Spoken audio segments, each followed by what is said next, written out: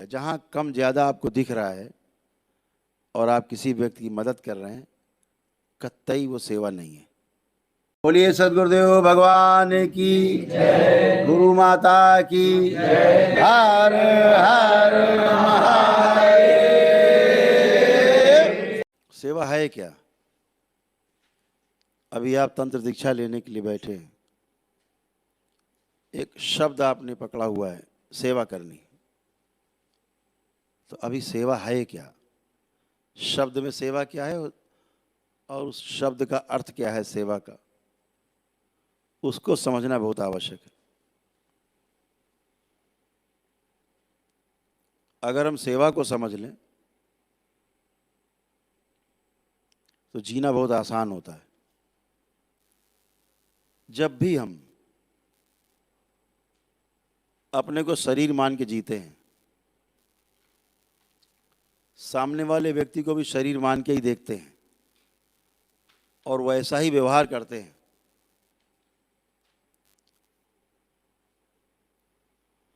वहां पर शोषण है, कम ज़्यादा दिखाई देता है। अपने से छोटा दिखेगा या बड़ा दिखेगा, अपने से गरीब दिखेगा या अमीर दिखेगा, अपने से ज़्यादा ज्ञानी दिखेगा या अज्ञानी दिखेगा, अपने से ज़्यादा या कम, हर क्षेत्र में व्यक्ति दिखाई देगा। धन में, पद में, बल में, तमाम तरह से आपको कम ज़्यादा दिखाई देगा। जहाँ कम ज़्यादा आपको दिख रहा है और आप किसी व्यक्ति की मदद कर रहे हैं, कतई वो सेवा नहीं है।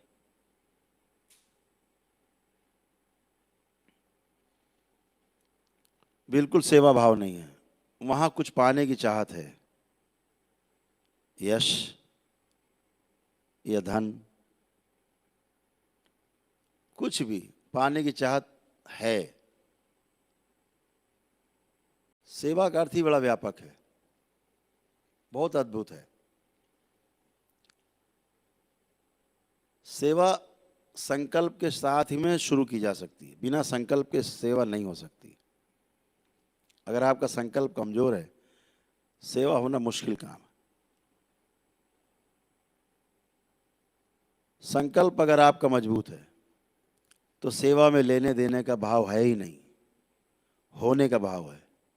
और सामने वाला व्यक्ति आपको दिखता नहीं है, सामने वाले व्यक्ति में उसका जीवन दिखता है अपने जैसा। जैसा मैं चाहता हूँ, सामने खड़ा व्यक्ति वैसा ही चाहता है, ऐसा दिख जाए तो आपके द्वारा जो होगी वो सेवा ही होगी। अगर ये दिख जाए सामने वाले व्यक्ति में कि केवल शरीर नहीं है, ये शरीर तो जीवन अपने भोग काटने के लिए आया है, माध्यम है, अपने को प्रमाणित करने के लिए आया है जीवन। मैं हूं, 84 लाख योनियों के बंधन से मुक्ति के लिए शरीर धारण किया है, मिला है। लेकिन जिस दिन दोनों दिख जाए और ये दिख जाए कि इसको चलाने वाला जीवन है, शरीर तो बहाना है, माध्यम है, साधन है, तो निश्चित रूप से आपकी सेवा शुरू हो जाती है।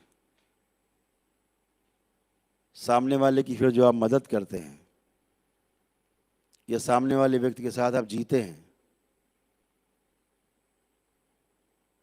तो निश्चित रूप से वो सेवा है जो आप करते हैं। क्योंकि फिर आपके पास अपेक्षा नहीं रहती, शरीर नहीं रहता, छोटा बड़ा नहीं दिखता, अच्छा बुरा नहीं दिखता, सिर्फ सेवा का भाव होता है। कैसे?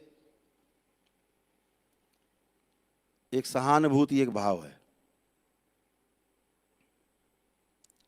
एक भाव ईर्ष्या का है। ईर्ष्या का जब भाव रहता है तो हम सामने वाले व्यक्ति के हर कार्य पर संदेह करते हैं।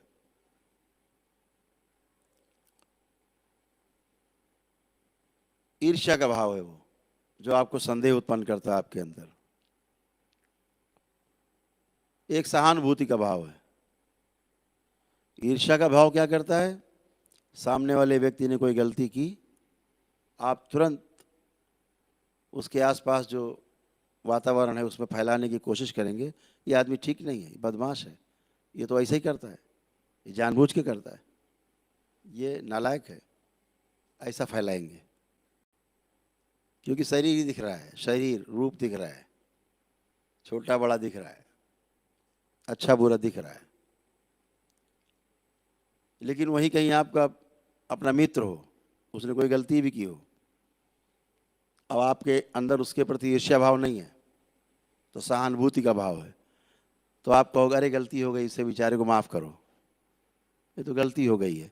ऐसा है नहीं, वो हो गई गलती, ऐसा व्यक्ति है नहीं, वो बस किसी कारण से हो गई है, क्षमा करो, माफ़ करो, उसको भी समझाओगे यार आगे से मत करना। ये सहानुभूति का भाव है।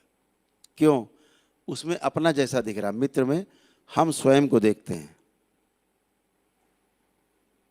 बहुत अद्भुत बात है, ये संसार में एक ही ऐसा है जिसमें हम अपने को देखते हैं, वो मित्र होता है, अपने जैसा। अपनी संतान भी अपने जैसे नहीं दिखती, लेकिन मित्र अपने जैसा दिखता है। मित्र हमारा मिरर होता है, मिरर। समाज में लोग कहते हैं ना, अरे उसकी संगत बहुत बुरी है, उसकी संगत बहुत बुरी है, खराब लोगों से संपर्क है इसका, 4 लोग लफंगे के साथ घूमते, तो उससे पैमाना लग जाता है कि ये भी लफंगा ही है। और अगर 4 अच्छे लोगों के साथ उठना बैठना आना जाना है तो अरे वो बहुत अच्छा आदमी है, उसका तो बड़ा संपर्क अच्छा है। तो अपने जैसा दिखता है, तो अपने जैसे निर्मित कर लेता है आसपास वातावरण, और वैसे ही लोग आसपास उसके रहते हैं। तो सेवा का जो भाव है, कोई भी आ जाए सामने, दुश्मन भी खड़ा है तो भी हम उसकी मदद करते हैं, क्योंकि वहाँ दुश्मन नहीं दिख रहा है, मित्र भी नहीं दिख रहा है। अपने अंदर एक भाव है कि हमें अच्छा करना है, हमें अच्छा बोलना है, हमें अच्छा देखना है, अच्छा ही रहना है, अच्छा ही बनना है, अच्छा ही सोचना है, तो फिर बुरा हो ही नहीं सकता, देख नहीं सकते। जैसे ये दरबार किसी का बुरा नहीं करता, इसका 100% लक्ष्य रहता है कि सब अच्छे हो, सबका अच्छा हो। ये भाव जब आप में रहेगा प्रबल, आप हर बैरियर तोड़ते जाएंगे, हर बैरियर अपने आप खुल जाएगा, स्वागत करेंगे लोग। जो लोग ताला बंद करके रखते हैं दरवाजे पर, गेट में ताले बंद रहते हैं, नहीं इसके आगे नहीं जा सकते, वही लोग ताला खोल करके, हाथ में माला लेकर के, पुष्प लेकर के आपका स्वागत करने के लिए खड़े होंगे। जब ये वाला भाव आपका बन जाएगा, आप हर बैरियर तोड़ते चले जाएंगे तंत्र में, और तंत्र की नई ऊंचाइयां छुएंगे आप। केवल भाव आपका प्रबल रहे तो कुछ नहीं, क्योंकि केवल एक देखने की जो दृष्टि है, अंग्रेजी में एक शब्द है गेस्टाल्ट। गेस्टाल्ट कुछ भी नहीं है, अंगुलीमाल था, केवल गेस्टाल्ट चेंज हो गया और बौद्ध बन गया, बुद्ध के संपर्क में आया और बौद्ध बन गया, संत बन गया। वाल्मीकि जी अपने जीवन काल में डाकू थे, महर्षि हो गए, ब्रह्मर्षि कहलाए। भाव ही परिवर्तित हुआ है, कुछ भी नहीं चेंज हुआ है, केवल भाव। समझदारी प्रकट हो गई है, अनुभव हो गया है, कुछ उसका अनुभव हो गया जो है ही नहीं, जो अस्तित्व में है ही नहीं, जो क्रिया शून्य है, उसका अनुभव हो गया है, और अब वो बदल गया है, देखने की दृष्टि बदल गई। केवल व्यक्ति वही है, आप व्यक्ति वही बने रहिए, अपने देखने की दृष्टि भी आप ना बदलिए, लेकिन सेवा का जो भाव है वो प्रबल बनाइए, दृष्टि अपने आप बदल जाएगी। एक भाव रहेगा, हमें सामने वाले के साथ शुभ करना है, यही भाव रहे, केवल शुभ ही करना है, शुभ ही शुभ करना है, ऐसा भाव रहेगा, दृष्टि बदल जाएगी सेवा करते करते। अभी यदा कदा रहता मन में कि हम तंत्र के द्वारा ऐसा भी कुछ कर पाएँ कि कोई बदमाशी करे, उसको हम छू कर दे तो मर जाए, छू कर दे लंगड़ा हो जाए, छू कर दे तो बेहोश हो जाए, छू कर दे तो जो है अस्पताल चला जाए। ये सब तुच्छ भाव है, सांप सीढ़ी जैसा है। ऐसे भाव आप लाते हैं, ऊपर नीचे आ जाते हैं तुरंत। बिल्कुल सांप सीढ़ी जैसा है, जहां आपका भाव ये रहता है हमें केवल सबके साथ सहयोग करना है, अच्छा करना है, अच्छा ही अच्छा करना है, लोगों की मदद करना है, हर सूरत में मदद ही करना है। आप इस बात को हमेशा ध्यान रखें, शुरुआत हमेशा छोटे से होती है। जिस दिन आपका जन्म हुआ होगा और आप माँ की गोद में पहली बार आप आए होंगे, कोई कल्पना भी नहीं कर पाता कि आप यहाँ तंत्र दीक्षा के लिए बैठे होंगे। कोई कल्पना ये भी नहीं कर सकता कि आप इतनी ऊंचाइयाँ छू करके करौली सरकार के दरबार में और कहाँ से कहाँ पहुँचने वाले हैं, अभी वो कल्पना किसी को नहीं हो सकती। लेकिन भविष्य की किताब में लिखा हुआ है, भविष्य की किताब में लिखा हुआ है, भविष्य के दर्पण में दिखता है कि आपको कहाँ जाना है, कहाँ पहुँचना है, क्योंकि वो है किताब में लिखा हुआ है। तो फिर मुश्किल होता है भूलना, मिटाना। यहाँ जब किसी की मृत्यु मिटानी होती है दरबार को, तो सबसे पहले चित्रगुप्त से कहा जाता है कि पन्ना फाड़ दो, इसकी मृत्यु का जो पन्ना है इसका फाड़ दिया जाए। वो फट जाता है तो मृत्यु से बच जाता है दरबार का सेवक, भक्त, शिष्य बाबा का। लेकिन अगर वो लिखा हुआ है तो बचने के चांस नहीं। लिखा है हो के रहेगा, अब लिखा ही नहीं है तो नहीं होगा। सीधी बात, अब कहते हैं नहीं हम, जो लिखा है भैया भाग्य में वो तो हो के रहेगा, सत्य है। बाबा क्या करते हैं, लिखा ही हुआ फाड़ देते हैं, काम ही खत्म।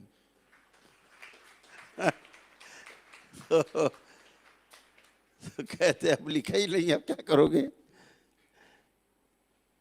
तो ये आपका दरबार है, जितना आप इससे लूट सको उतना लूटो,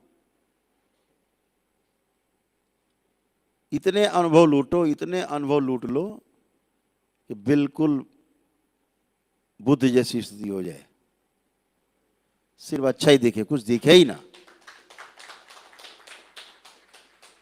और एक बात आपको बताएं, जो बाहर दिखता है, जो आप करते हो, लोग बाहर देखते हैं, वो असल में बाहर नहीं होता, वो सब आपके भीतर होता है, सब कुछ भीतर है। जैसे आपने मंदिर में अपने बाबा की तस्वीर लगा रखी यहाँ से कि बाबा है हमारे, माँ है हमारी, तो वो आपके अंदर है, हृदय में, इसलिए आपने लगा रखा है। तो जब कोई चीज़ अंदर रहती है तो उसका जो प्रस्फुटन है, उसका जो प्रकटीकरण है, वो बाहर दिखता है। अगर कोई व्यक्ति कृष्ण को मानता है तो उसके घर में कृष्ण की फोटो मिलेगी जरूर, क्योंकि उसके हृदय में है। कोई हनुमान जी को मानता है तो उसकी फोटो घर में मिलेगी जरूर, क्योंकि उसके हृदय में है फोटो।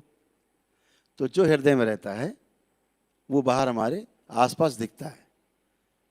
तो अगर बाहर अच्छा अच्छा कर रहे हैं, निश्चित रूप से अंदर वो अच्छा अच्छा भरा हुआ है।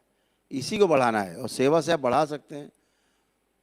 और इसी तंत्र के माध्यम से 84 लाख योनियों के बंधन से, जन्म मरण के बंधन से छुटकारा पा करके आगे अनंत की यात्रा पर निकल सकते हैं। इससे मुक्ति पा करके इस मर्त्यलोक से, जहाँ दोबारा जन्म नहीं हो, इस मानव शरीर में सारे इच्छा विचार आशाएं नष्ट हो करके सदा सदा के लिए सारे यहाँ के संकल्प नष्ट हो करके, और आप बंधन से मुक्त हो करके और आगे की यात्रा की ओर बढ़ते हैं। तो इस मर्त्य लोक से आगे की लोक की यात्रा शुरू होती है। फिर इस लोक में इस रूप में, बंधन के रूप में आना नहीं होता है। अगर आना होता है कभी तो स्वतंत्रता के साथ आना होता है, बिना बंधन के आना होता है, और वो जानबूझ के आना होता है। जैसे कोई व्यक्ति, किसी ने एमए पास कर लिया है, अब उसको कहा जाए भाई कक्षा 5 के स्कूल फिर भर्ती होना है आपको जाके, ठीक है बोला कर दो, चला जाए कक्षा 5 वाली में, 2 दिन कापी किताब पलटेगा, पूरे साल भर की परीक्षा एक ही दिन में दे देगा, कहेगा ठीक है। वो जानबूझ के आया, उसे कोई भय नहीं होगा परीक्षा से, किसी परीक्षा से कोई भय नहीं होगा। एमए पास है, वो जा चुका है 5वीं 6ठी 7वीं क्लास क्रॉस करके, बीए में कर चुका है, तो उसके लिए कुछ भी नहीं, वो तो जानबूझ के आया। कोई भय नहीं परीक्षा का, कोई भय टीचर का नहीं, कोई भय किताब से नहीं। तो इसलिए इसी तरह से होता है, जानबूझ के जो दोबारा इस मर्त्यलोक में आता है निर्भय होकर आता है और फिर आगे वालों को दिशा देता है। ऐसे भी लोग हमारे समाज में हैं, इस धरती पर ऐसे लाखों लोग हैं। कोई 2-4 को शिक्षा दे पा रहा है, कोई 2-4 लाख को शिक्षा दे रहा है, लेकिन हर जीवन अपने अपने क्षमता के अनुसार, शरीर की क्षमता के अनुसार, व्यवस्था के अनुसार सक्रिय। ऐसे ही आपको प्रयास करना है कि हमें आगे बढ़ना है, तो अपना भाव स्थिर रखना है, अपना भाव अच्छा रखना है। बाबा माता से रोज़ प्रार्थना करनी है कि बाबा माँ हमें आप जो संकल्प हम कर रहे हैं, ये भी हमारा संकल्प है कि हमारे अंदर कभी अहम ना आए, कभी हमारे अंदर किसी को नष्ट करने की भाव ना आए, कभी किसी को दुख पहुंचाने का भाव ना आए। मेरे द्वारा सब अच्छा ही अच्छा हो, ताकि मेरे कर्म अच्छे हों तो मेरे भोग भी जो है अच्छे होंगे और हम अग्रसर हो पाएंगे अपने संकल्प की ओर कि हमें इन 84 लाख योनियों के बंधन से मुक्ति पानी है। अच्छा ही अच्छा करना, अपने कुल का नाम रोशन करके जाना है। जहाँ हमें जन्म मिला, हमें सहारा मिला इस बंधन से मुक्ति के लिए, हमें उस कुल का भी मान रखना है। तो ये बात हमेशा आपको ध्यान में रखनी है कि हम तंत्र दीक्षा में जा रहे हैं तो हमें सब अच्छा ही करना है, केवल अच्छा करना है। उससे आपके कभी भोग नहीं बढ़ेंगे, आपको कोई गलत चीज़ नहीं भोगनी पड़ेगी। समझ पा रहे हैं? यही करना।